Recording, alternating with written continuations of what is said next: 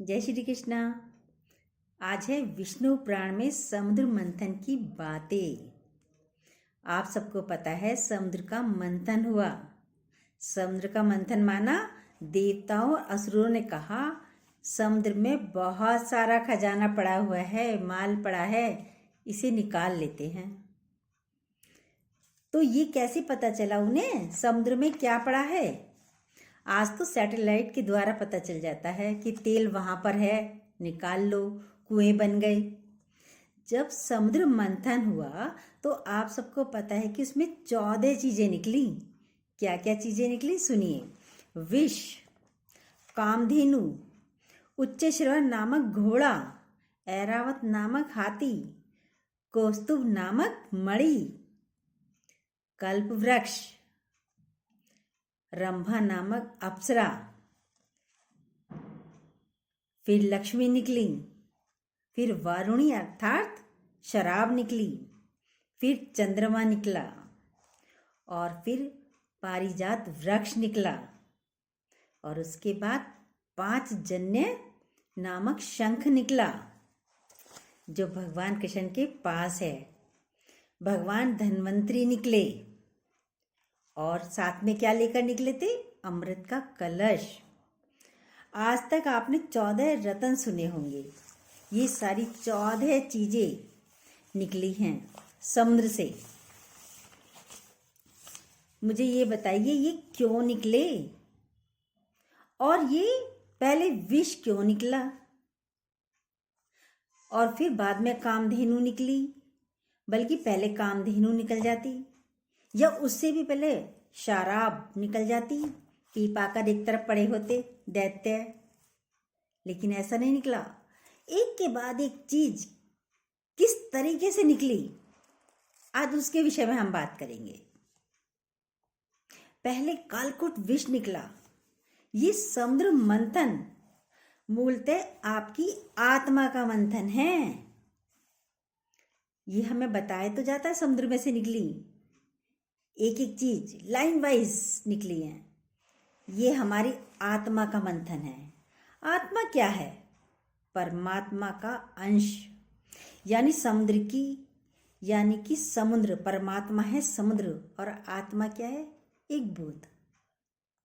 हम कौन हैं? हम आत्मा कहते ना, हम आत्मा, हम हैं एक बूंद। कौन है हम? बूंद। अगर हमने अपनी आत्मा का मंथन ठीक से कर लिया तो हमारे अंदर से 14 रत्न निकलेंगे। पहला रत्न कालकूट विष, यानी कि आपने आपकी अपनी यात्रा के पथ पे दुनिया का उपहास, दुनिया की निंदाएं, इसका विष पी लिया तो आगे चले तो यात्रा प्रारंभ हो गई। तो आपको पहला रत्न मिल जाएगा और इसमें क्या क्या मिलेगा? अभी आपको अपयश, अपयश मिलेगा जो आपको बहुत परेशान करेगा। निंदा मिलेगी जो आपको दुखी कर सकती है। अगर आपने ये सब जीत लिया तो आपको दूसरा रत्न मिलेगा। क्या? कामधेनु। नंबर 2 कामधेनु। जब चाहा प्रतिभा का दूध निकाला और जगत को पिला दिया। तीसरी चीज निकली समुद्र मंथन से उच्चश्रवा नामक घोड़ा। कब निकला? जब हमने इन सबको प्राप्त किया। उच्चश्रवा नामक घोड़ा यानी कि आपने जगत की निंदा से भी खुद को बचा लिया। लोग क्या कहेंगे, इन बातों को भी पीछे छोड़ दिया और आपने प्रतिभा को भी साध लिया। कामधेनु के रूप में 24 घंटे आप मेहनत कर रहे हैं। अब आपने जब सबको साध लिया तो आप जितनी मेहनत करेंगे तो फिर आपके संकल्पों को ऐसी गति मिलेगी जैसे उच्चश्रवा नामक पंख जड़े हुए घोड़े की होती है। और अगर आपने संकल्पों को गति दे दी तो चौथी चीज निकलती है। क्या? ऐरावत हाथी, यानी कि आपके संघर्षों के ऊपर आपको एक जगह मिल जाती है। संघर्षों के ऊपर एक जगह मिल जाती है, आप ऊपर बैठ गए। हाथी की क्या गति है?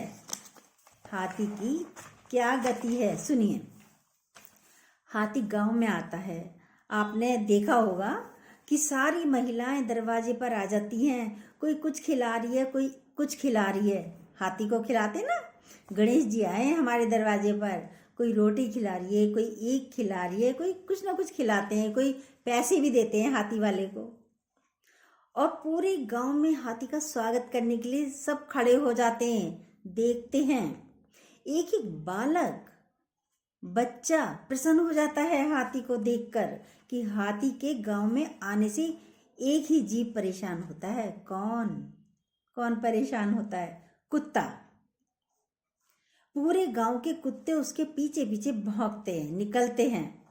जब भी प्रतिभा का हाथी किसी गांव से निकलता है, उसके आकार से टक्कर ना ले पाने वाले कुत्ते भौंकते हैं। और आश्चर्यजनक बात यह देखो, ये कुत्ते आगे नहीं भौंकते, कभी पीछे ही भौंकेंगे, पीठ पीछे भौंकते हैं। जो प्रतिभाशाली हो जाते हैं उनके पीछे बोलने वाले बोलते रहते हैं कुछ ना कुछ, लेकिन पीठ पीछे, ये पीछे भौंकते हैं। इन्हें पता है आगे अगर आ गए तो यहीं से उस लोग भेज दिए जाएंगे जहाँ की कामना है। ये कुत्तों का स्वभाव है।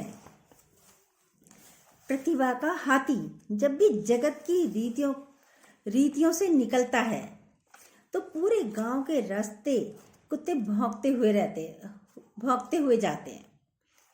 वो इस बात से नाराज नहीं है कि ये हाथी हमारे गांव में क्यों आया है।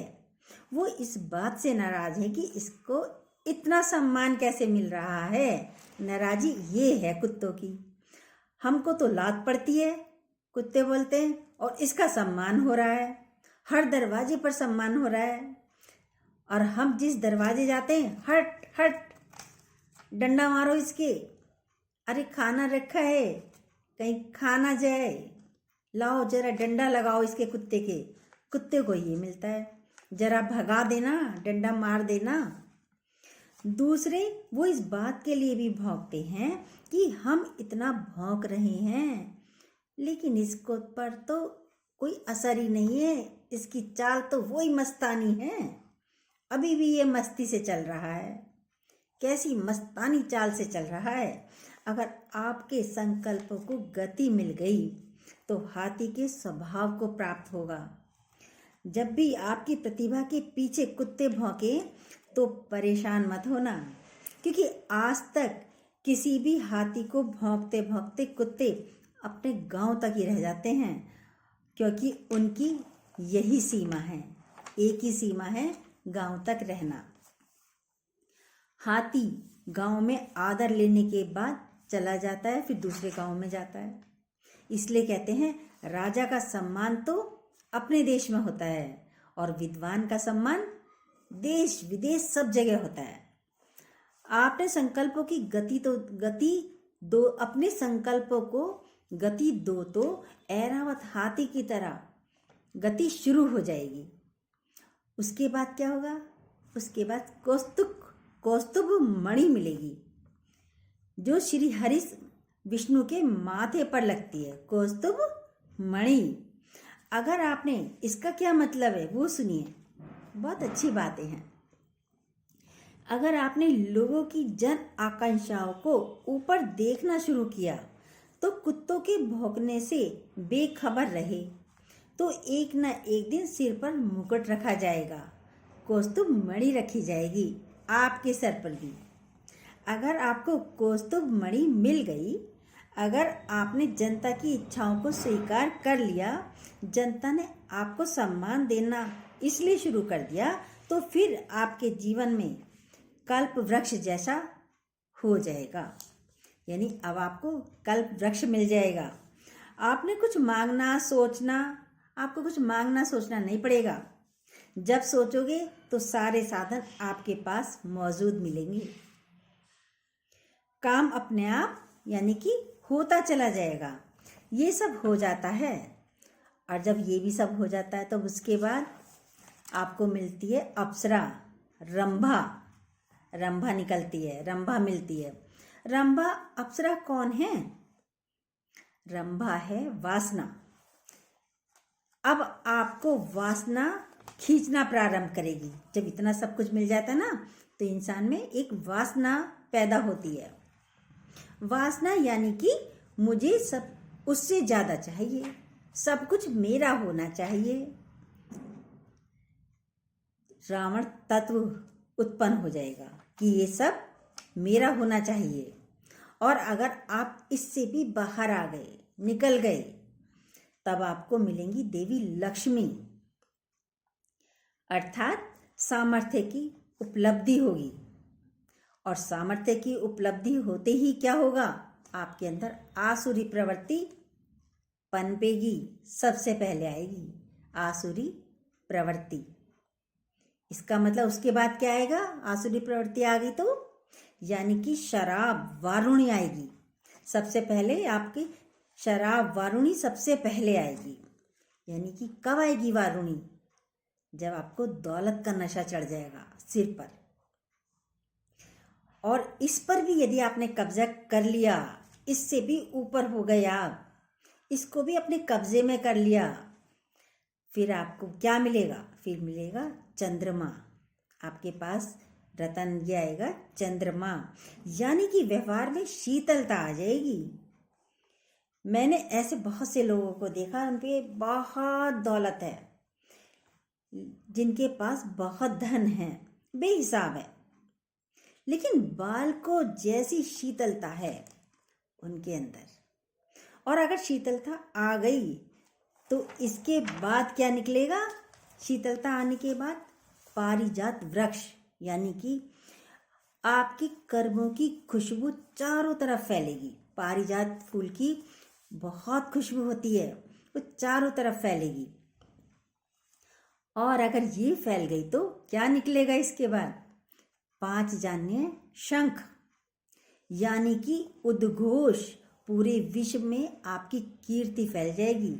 उद्घोष हो जाएगा और आपकी कीर्ति पूरे विश्व में फैल जाएगी। ये क्या अद्भुत आदमी है, फलाना कैसा है, कीर्ति फैल जाएगी ना। और इसके बाद क्या होगा, इसके बाद निकलेंगे धनवंतरी अमृत को लेकर। यानी कि एक समय ऐसा आएगा, आप अपनी इच्छाओं से ऊपर उठ जाएंगे और आपकी आत्मा में, आपके शरीर में, आपकी जिह्वा में, आपके धन में ऐसा अमृत तत्व होगा जो दुखी आपके घर आए, आपके दरवाजे पर आए, आप उसका उपचार कर दोगे। हर एक के लिए सेवा भावना आपके अंदर होगी। आप सबकी सेवा के लिए तैयार रहेंगे, खड़े रहेंगे, उसका जीवन भी सफल हो जाएगा। ये है 14 रतन। पर समस्या ये है कि तुम अपने धर्म ग्रंथों को पढ़ते ही नहीं। तुम अपने बुजुर्गों के पास भी नहीं बैठते, उनके पास, यदि चलो धर्म ग्रंथों को नहीं भी पढ़ा, अपने बड़ों के पास तो बैठिए। जब आप उनके पास बैठेंगे तो ये धर्म ग्रंथ तो उनके मुख से भी निकलेंगे, आप में जाएंगे, आपके बच्चों में जाएंगे। आप बुजुर्गों के पास बैठिए तो सही। हम रोज कोई ना कोई स्टोरी रोज डालते हैं, सब धर्म ग्रंथों से रिलेटेड होती हैं, राम से, कृष्ण से, रामायण से, ऐसे ही होती हैं। प्लीज़ सुनिए ज़रूर, बहुत अच्छी बातें हम आप ही के लिए डालते हैं। यदि ये बात हमारी आपको अच्छी लगी हो तो प्लीज़ जो न्यू हो सब्सक्राइब कीजिएगा, लाइक कीजिएगा और बेल को ज़रूर प्रेस कीजिएगा। जय श्री कृष्णा। और कमेंट ज़रूर बताइएगा कि हमारी बातें आपको कैसी लगती हैं, कमेंट में।